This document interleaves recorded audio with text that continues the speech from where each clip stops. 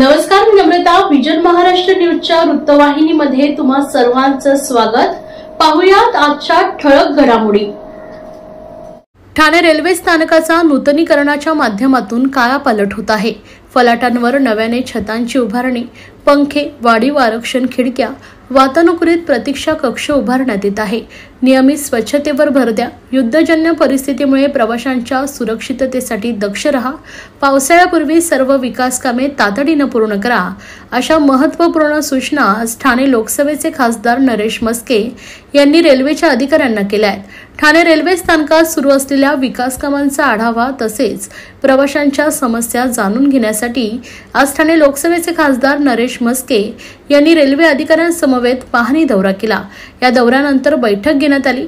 गेल्या वर्षभरापासून वेळोवेळी केलेल्या सूचनांची योग्य अंमलबजावणी रेल्वे अधिकाऱ्यांनी केली आहे. आज प्रत्यक्षात सर्व बदल दिसत असून विकास कामांबाबत खासदार नरेश म्हस्के यांनी समाधान व्यक्त करत अधिकाऱ्यांचं कौतुक केलं आहे. ठाणे रेल्वे स्थानकातून दररोज 8 लाख प्रवासी प्रवास करतायत. रेल्वे प्रवाशांच्या समस्या, विकास कामे, प्रस्तावित कामांबाबत मी निवडून आल्यापासून DRM, DM यांच्याशी सातत्यानं माझा पाठपुरावा सुरू आहे. वरिष्ठ अधिकाऱ्यांसमवेत बैठकाही झाल्यात. आता नव्यानं वातानुकूलित प्रतीक्षा कक्ष उभारला जात असून येत्या जुलै महिन्यात त्याचं लोकार्पण अपेक्षित आहे. 8 एक्सिलेटर्स प्रवाशांच्या सेवेत असून 2 एक्सिलेटर लवकरच प्रवाशांच्या सेवेत दाखल होणार असल्याची माहिती खासदार नरेश म्हस्के यांनी माध्यमांशी बोलताना दिली आहे. ठाणे रेल्वे स्थानकातील फलाटांवरील नव्याने छताचे पत्रे बदलण्याचं काम वेगानं सुरू आहे. एका रेल्वे पादचारी पुलाचं काम सुरू असून लवकरच ते मार्गी लागणार आहे.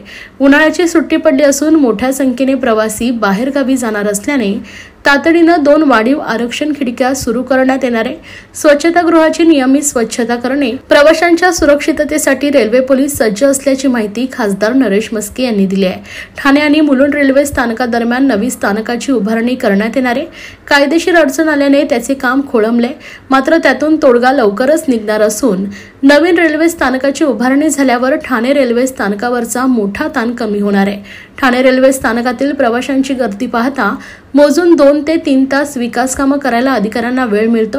अतिशय कमी वेळेत रेल्वेचे अधिकारी काम करत असल्याबद्दल यावेळी खासदार नरेश म्हस्के यांनी त्यांचं कौतुक केलंय. या पाहणी दौऱ्यात मध्य रेल्वेचे मंडल मुख्य अभियंता विलास पैठणकर, रेल्वे पोलीस दलाचे सहाय्यक आयुक्त अतुल क्षीरसागर, स्टेशन प्रबंधक केशव तावडे, सहाय्यक वाणिज्य प्रबंधक ML मीना, शिवसेना ठाणे शहर प्रमुख हेमंत पवार, सचिव बाळा गवळ, शहर संघटक भास्कर पाटील, रमाकांत पाटील, विभाग प्रमुख कमलेश चव्हाण, अमित जयस्वाल, किरण नागती, निखिल बुडजडे, प्रशांत पाटील, संतोष बोडके, प्रकाश पायरे, संजीव कुलकर्णी, वैभव ठाकूर, आनंद जयस्वाल, रोहित गायकवाड, प्रीतम राजपूत, प्रकाश खांडेकर, विकास पाटील, सुशांत मोरे, अशोक कदम, रमाकांत चौधरी, मधुकर गिजे, महिला उपजिल्हा प्रमुख वंदना डोंगरे, विभाग प्रमुख रीना मुदलियार, यमुना म्हात्रे, प्राची मोरे आणि शिवसैनिकही मोठ्या संख्येने उपस्थित होते. ठाणा स्टेशन किमान 7 ते 8 लाख प्रवासी दिवसाला या स्टेशन मधून प्रवास करत असतात. मागे सुद्धा आम्ही या ठिकाणी व्हिजिट केली होती आणि त्यातील काही समस्या आम्ही सातत्याने पाठपुरावा करतोय. DRM कडे बैठक घेतोय, DM कडे बैठक घेतोय आणि ज्या काही सुधारणा आपण या ठिकाणी करतोय, पूर्ण पत्रे आपण बदलतोय, लोकांना व्यवस्थित उभं राहता येईल, त्याचं बरंचसं काम मार्गावर आहे आणि पावसाळ्यापूर्वी संपूर्ण काम आपण ते करून घेतोय. एक फुटओव्हर ब्रिजचं काम अर्धवट आहे, ते सुद्धा सुरू करतोय. 8 एक्सेलेटर लावलेले इलेक्ट्रॉनिक आणि 2 आणखी मंजूर केलेले आहेत. त्याचं सुद्धा मशीन्स जॉन्सन काहीतरी जॉन्सनची मशीन त्यासाठी लागते, ती अजून आलेली नाहीये. ते पण काम लवकरच पूर्ववत होईल. लोकांच्या समस्या, जास्तीत जास्त समस्या दूर करण्याचा प्रयत्न या ठिकाणी करतो आम्ही. एक सुंदर AC प्रतीक्षालय जुलैमध्ये ते सुरू होईल, त्याचं सुद्धा काम सुरू आहे. AC प्रतीक्षालय, कॅन्टीन त्या ठिकाणी आपण सुरू करतोय. अनेक छोटे मोठे प्रश्न आहेत. त्याचबरोबर रिझर्वेशन काउंटर, ते सुद्धा 2 रिझर्वेशन काउंटर नव्याने आपण सुरू करतोय. काही दिवसात ते सुरू होतील. अनेक अडचणी आहेत त्या रेल्वेच्या. 2 ते 3 तास काम करायला त्यांना मिळतं, कारण जवळजवळ 7 ते 8 लाख प्रवासी दिवसाला प्रवास करतात. त्यामुळे गती कशी येईल, काम चालू असताना जे काही बनणार आहे, डेब्रिज आहे, ते ताबडतोब कसं उचललं जाईल, स्वच्छतागृह कशी त्यांची वेळोवेळी सफाई होईल या दृष्टीने आज रेल्वेची आम्ही व्हिजिट केलेली आहे. रेल्वेचे अधिकारी आहेत, लोकांच्या समस्या कशा दूर होतील या दृष्टीने आम्ही प्रयत्न करतोय. संख्या वाढते, लोकांचं राहायला प्राधान्य ठाण्याला आहे आणि लवकरात नवीन स्टेशनचं काम जे काही कायदेशीर अडचणी निर्माण झालेल्या आहेत ठाणे आणि मुलुंडच्या दरम्यानच्या बाजूचं इन्फ्रास्ट्रक्चर आम्ही तयार केलेलं आहे. ऍक्च्युअल स्टेशनचं काम लवकरच सुरू होईल. नवीन स्टेशन सुरू झालं की बरीचशी गर्दी या स्टेशनचा लोड कमी होईल आणि त्या स्टेशनवरती अर्धी गर्दी डिस्ट्रीब्यूट होईल. त्या दृष्टीने आम्ही काम करतोय. नागरिकांना आवाहन करण्यात येत आहे की सध्या डासांमार्फत पसरणाऱ्या डेंग्यू या आजाराचा प्रसार रोखण्यासाठी प्रत्येकाने पुढील प्रमाणे कार्यवाही करावी. डेंग्यू आजार एडिस इजिप्ती हा डास चावल्याने होतो. या डासांची पैदास साचलेल्या किंवा साचवलेल्या स्वच्छ पाण्यामध्ये होते. 8 दिवसांपेक्षा जास्त दिवस पाणी उघडे व साचून राहिल्यास त्यात डास अंडी घालतात. अंड्यांच्या अळ्या तयार होऊन पुढे डास तयार होतात. यासाठी आपल्या घरातील पाणी साठे उदाहरणार्थ बॅरल्स, पिंपे, टाक्या, हौद, रांजणे इत्यादी दर आठवड्याला रिकामे करून घासून पुसून कोरडे करून पुन्हा भरावे. 1 दिवस कोरडा दिवस म्हणून पाळावा. पाणी साठ्यांना घट्ट झाकणे बसवावीत किंवा जुनी साडी, चादर, धोतर यांनी बांधून झाकून ठेवावीत, म्हणजे डास त्यात जाऊन अंडी घालणार नाहीत. घराच्या गच्चीवर, आजूबाजूला, अंगणात कोठेही पाणी साचू देऊ नये. भंगार सामान उघड्यावर टाकू नये. उदाहरणार्थ टायर्स, प्लास्टिक सामान, कुंड्या, टाकाऊ वस्तू इत्यादी. अशा सामानात पावसाचे पाणी साठून त्यात डेंग्यूच्या डासांची पैदास होते. घरातील कूलर्स, फ्रीजच्या पाठीमागील ट्रे हे देखील वेळोवेळी कोरडे करावेत. लक्षात ठेवा, नुसत्या फवारणीने डास घनता कमी होत नाही, तर त्यासाठी डास पैदास ठिकाणे नष्ट करणे ही आपल्या सर्वांची जबाबदारी आहे.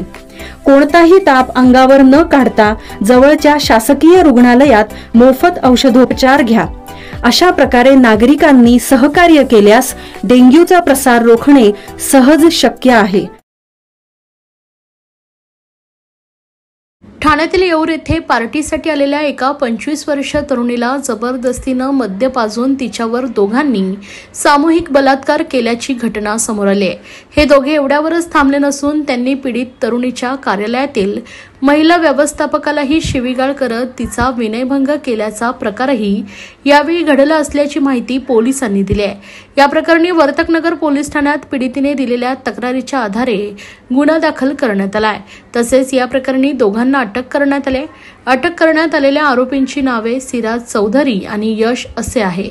नवी मुंबई शहरातील एका कंपनीत काम करणाऱ्या महिला व्यवस्थापकाने कार्यालयातील कर्मचाऱ्यांसाठी ठाण्यातील येऊर येथे मंगळवारी पार्टीचं आयोजन केलं होतं. या ठिकाणी महिला व्यवस्थापक आणि तिच्यासोबत काम करणाऱ्या 3 तरुणी आल्या होत्या.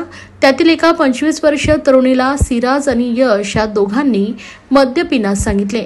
मात्र तिने मद्य पित नसल्याचं सांगितलं. त्यानंतर दोघांनी तिला जबरदस्तीनं मद्य पाजून तेथील एका खोलीत नेऊन तिच्यावर सामूहिक बलात्कार केलाय. तसेच पीडितेच्या व्यवस्थापक महिलेचाही त्यांनी विनयभंग केला. या दोन्ही पीडित महिलांनी दिलेल्या तक्रारीच्या आधारे वर्तकनगर पोलिसांनी गुन्हा दाखल केलाय. वर्तकनगर पोलीस ठाण्याचे वरिष्ठ पोलीस निरीक्षक राजकुमार वाघचोरे यांनी या 2 आरोपींना अटक केल्याचं सांगितलंय. ठाण्याचे आमदार संजय केळकर हे नागरिकांच्या समस्या जाणून घेण्यासाठी त्या सोडवण्यासाठी दर सोमवारी व शुक्रवारी ठाण्याच्या भाजपच्या खोपट कार्यालयात सकाळी 10:30 ते 1 पर्यंत उपस्थित असतात. या उपक्रमाला नागरिकांचा उदंड असा प्रतिसाद मिळत आहे. विविध तक्रारी या उपक्रमात नागरिक आमदार केळकर यांच्याकडे घेऊन येत असतात. यावेळी विविध तक्रारींची 48 निवेदने केळकर यांच्याकडे प्राप्त झाली. विकासकाने घराबाबत केलेली फसवणूक, कंत्राटी कामगार, सीसीटीव्ही, बाधित होणारी दुकाने, पुनर्वसन, पाणी विषय, विविध पोलीस स्टेशन अंतर्गत विषय, अतिक्रमणे, अनधिकृत बांधकामे, बदली विषय, ठामपा कर्मचाऱ्यांचा विषय, तर शालेय ऍडमिशन विषय, सफाई कामगार विषय अशा विविध विषयातील निवेदने आमदार केळकर यांना देण्यात आले. यावेळी खोपट कार्यालयात ठाणे परिवहन सदस्य विकास पाटील, माजी नगरसेवक भरत चव्हाण, दीपक जाधव, ओमकार चव्हाण उपस्थित होते. आजच्या जनसंवाद उपक्रमात फसवणुकीपासून सामूहिक विविध विषयांच्या तक्रारी माझ्याकडे प्राप्त झाल्या. त्या तक्रारींचं निरसन करणे, त्या पाठपुरावा करण्याकरता यंत्रणा आहे. येणाऱ्या प्रत्येकाचं काम होतच असं नाही, पण आपण प्रयत्न केले पाहिजे, त्यांचे समाधान झाले पाहिजे, असं आमदार केळकर यांनी बोलताना सांगितले. दर सोमवार आणि शुक्रवार भारतीय जनता पार्टीच्या कोकण येथील कार्यालयामध्ये जनसंवादाचा आम्ही काम करतो. जनसंवाद म्हणजे जनतेचे छोटे मोठे प्रश्न असतात, समूहाचे, व्यक्तिगत, ते लोकांचे प्रश्न ऐकणं, ते सोडवणं, निरनिराळ्या समस्या असतात आणि फसवणुकीचे प्रकार असतात. आजसुद्धा आता अनेक जणं सकाळपासून 10 वाजल्यापासून या ठिकाणी त्यांनी भेटून त्यांची समस्या सांगितल्या. काही जणांच्या फसवणूक झालेल्या आहेत, विकासकाने फसवणूक केलेल्या आहेत, काही जणांच्या सामूहिक त्या भागामधल्या काही समस्या आहेत आणि पोलीस स्टेशनच्या संबंधीमध्ये आहेत. तर या सगळ्याचं निराकरण संबंधितांना फोन करून, पत्र देऊन आणि त्याच्यानंतर पाठपुरावा करण्याचं यंत्रणा आम्ही एक उभी केलेली आहे आणि त्यामुळेच लोकांचं समाधान करणं हे आमचं काम आहे. प्रत्येक काम होतंच असं नाही, पण त्याच्याकरता आपण प्रामाणिक प्रयत्न केले पाहिजे आणि सामान्य माणसाला पाठबळ देण्याचं काम करायला पाहिजे. हे याच्यामधनं निश्चितपणे अधोरेखित होत असतं. पंतप्रधान नरेंद्र मोदी यांनी आवाहन केल्याप्रमाणे क्षयरोग मुक्त भारत मोहिमेअंतर्गत क्षयरोग मुक्त ठाणेसाठी ठाणे महापालिकेबरोबर रोटरी क्लबने पुढाकार घेतलाय. क्षयरोग झालेल्या व्यक्तीला औषधोपचारासोबत पोषक आहाराची देखील गरज असते.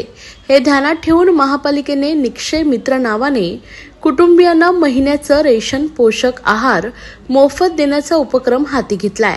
ठाणे महानगरपालिकेच्या नरेंद्र बल्लाळ सभागृहात झालेल्या या कार्यक्रमास पालिकेतर्फे मुख्य वैद्यकीय अधिकारी डॉक्टर चेतना नितिलके, क्षयरोग विभागाचे प्रमुख doctor Prasad Patil, Rotary club Thane north अध्यक्षा मेधा जोशी उपस्थित होते.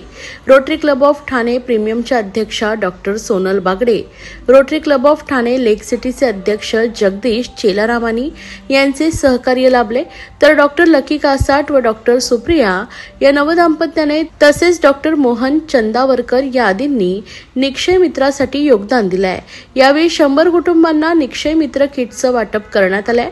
या कार्यक्रमाचं सूत्रसंचालन डॉक्टर प्रसाद पाटील यांनी केले.